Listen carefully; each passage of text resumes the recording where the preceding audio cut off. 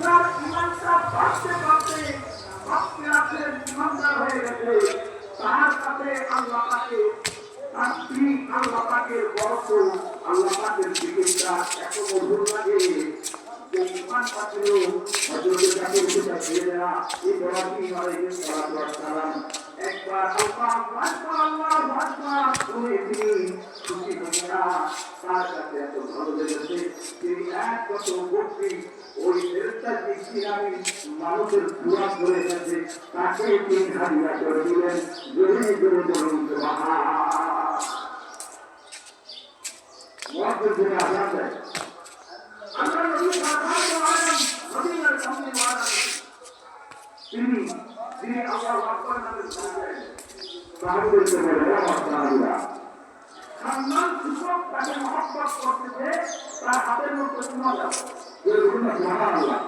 কারণ তিনি সাধারণ কোনো মানুষের অনুমানের কথা তিনি বলেন না, উন্নতা তার চরিত্র ফুলের মতো পবিত্র এগুলো তিনি বলেন না, তিনি ঘোষণা আল্লাহ বলছেন সুবহানাল্লাহ। এজন্য তার মুআজ্জিনের প্রধান হবে ভাসরের ময়দানে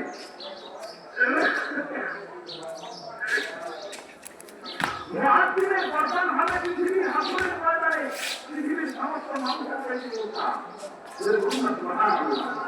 ওই উঠা প্রধানগুলো মানুষকে দেখে আল্লাহকে বলবে আল্লাহ সমস্ত মানুষের মধ্যে কিছু মানুষের প্রধানগুলো আপনি এত উঠা কেন বানাই না আর তাহলে প্রধান থেকে শুরু করে চেহারা আল্লাহ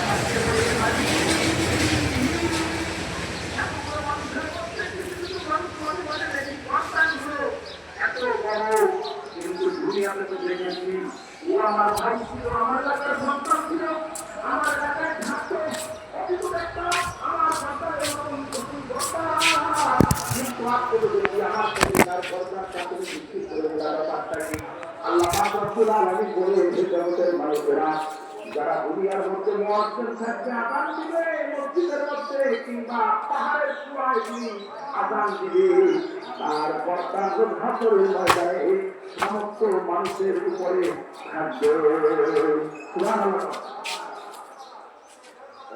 আযান এটা হচ্ছে সবচাইতে দামি বাক্য। এই আযান যিনি অন্তরের কান দিয়ে শুনবে তার অন্তরের মধ্যে কি হবে? নূর পয়দা হবে, তার ঈমান বৃদ্ধি পাবে। ইজা কুরিয়াত আলাইহিম আয়াত যা তখন তার ঈমান বৃদ্ধি পেতে থাকবে। এই বলুন না সুবহানাল্লাহ। আমাদের ঈমান বৃদ্ধি পাওয়ার দরকার আছে না নাই?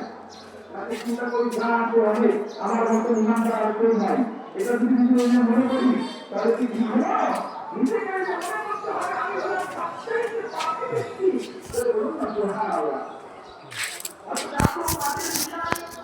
তার জীবনে পাওয়া যায় একটা কুকুরটা পিছনে পিছনে হাতে বাঁধা কুকুরের জবানটা ধরে গেল।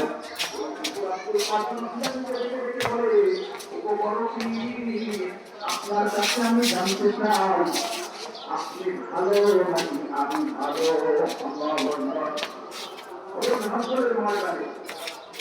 একটা কুকুর, যে কুকুরটার নাম আল্লাহ রাব্বুল আলামিন পবিত্র কোরআন কারীমে এনেছেন, ওই কুকুরটা ওই হাসরের ময়দানে আল্লাহ পাকের জান্নাতে যাবে। যে বলুন না সুবহানাল্লাহ। কুকুর কই যাবে? জান্নাতে। ওই কুকুরের নাম কি? সাতজন আল্লাহর বুজুর্গ বান্দা। কয়জন?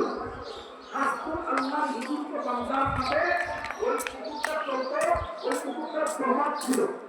ওই সাতজন আল্লাহর বান্দা তাদের সাথে ওই কুকুরটা চলার কারণে আল্লাহ পাক রব্বুল আলামিন ওই কুকুরটার নামও কোরআন কারীমে লিখে দিয়েছেন।